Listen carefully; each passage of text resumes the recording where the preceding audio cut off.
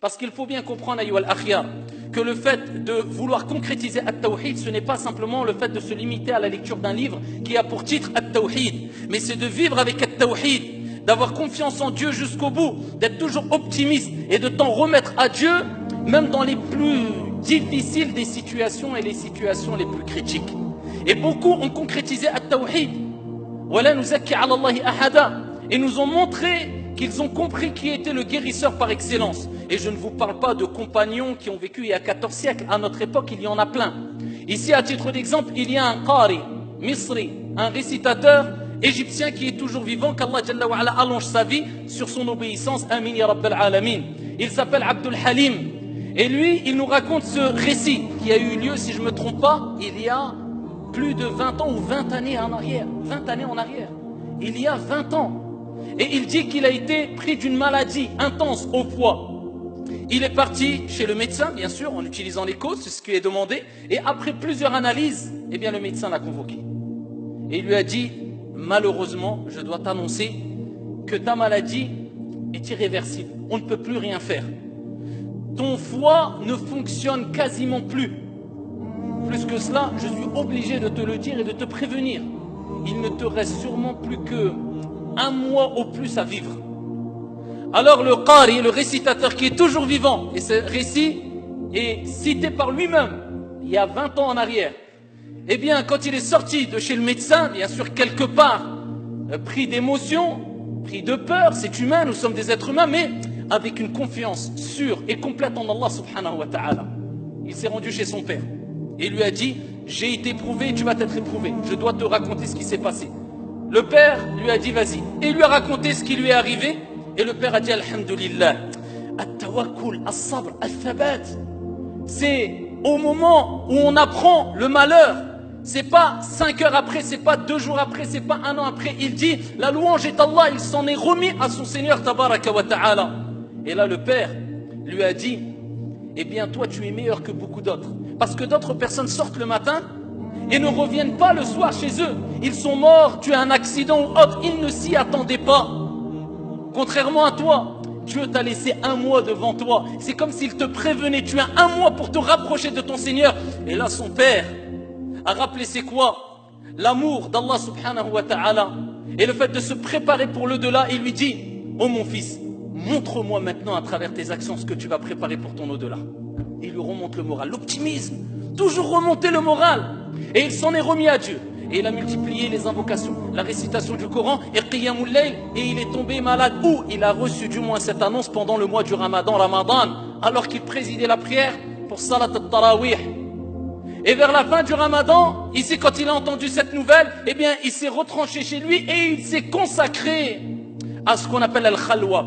Il s'est isolé entre lui et son Seigneur Tabaraka wa Ta'ala. Et ce qu'il dit à ce moment-là est quelque chose de très intense. Il dit, j'ai fait plusieurs nuits, Qiyamul Layl, toutes mes nuits, ou la quasi-totalité de mes nuits, je l'ai passé en priant. Mais regardez ce qu'il dit, ce qui est très important. Il dit, je me souviens d'une dua, et je pense que c'est la cause de ma guérison. Il dit, lors du dernier tiers de la nuit, il n'a pas dit, j'ai invoqué Allah simplement. Il a dit, j'ai parlé à Allah. Et ça, c'est toute la différence. Il y a une différence entre invoquer Allah de façon mécanique et parler à Allah avec ton cœur. Et il dit, j'ai parlé à Allah et je lui ai dit, Ya Allah, tu sais que quand il y avait des malades, eh bien je me rendais chez eux et je récitais le Coran sur eux et par ta permission, ils guérissaient. Maintenant, aujourd'hui, qui peut me guérir à part toi? Je m'en remets à toi alors que toutes les portes autour de moi sont fermées. Ya Allah, guéris-moi. Et il dit une parole très forte, j'ai parlé à Dieu.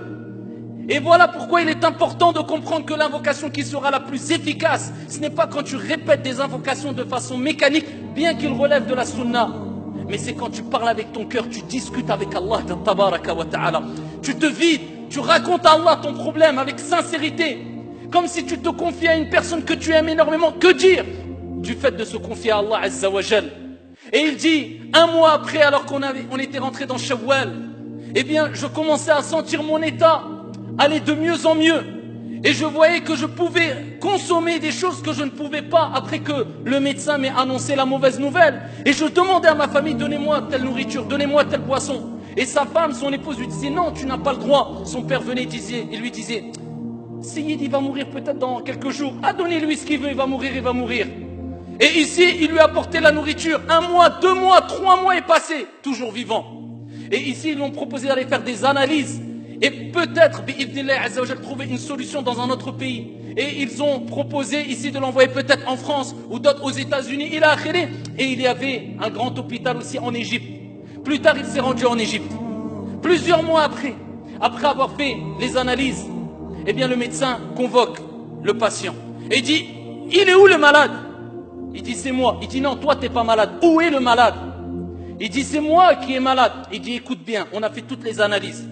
Et ton foie, eh bien, a l'aspect d'un foie tout neuf, d'une personne qui a que quelques semaines. Ton foie, il n'a aucun problème. C'est pas toi qui es malade. Où est le malade? Ils sont partis dans un autre hôpital. Et dans d'autres hôpitaux. Et ils ont fait plusieurs analyses. Et ils ont tous dit la même chose. Tu n'as aucun problème. Ton foie est intact.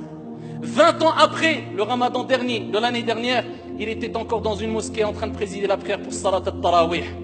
Ce qui nous rappelle, ayyuha al-akhyar, que bien sûr il y a des causes, mais il ne faut jamais désespérer, être optimiste jusqu'au bout et comprendre que Ash-Shafi, Allah tabaraka wa ta'ala, c'est lui qui guérit. Et wallahi, combien de personnes, ne serait-ce qu'avec leur morale en béton, avec leur optimisme, par la permission d'Allah, ils ont guéri. وإن يمسسك الله بضر فلا كاشف له إلا هو وإن يمسسك بخير فهو على كل شيء قدير وهو القاهر فوق عباده وهو الحكيم الخبير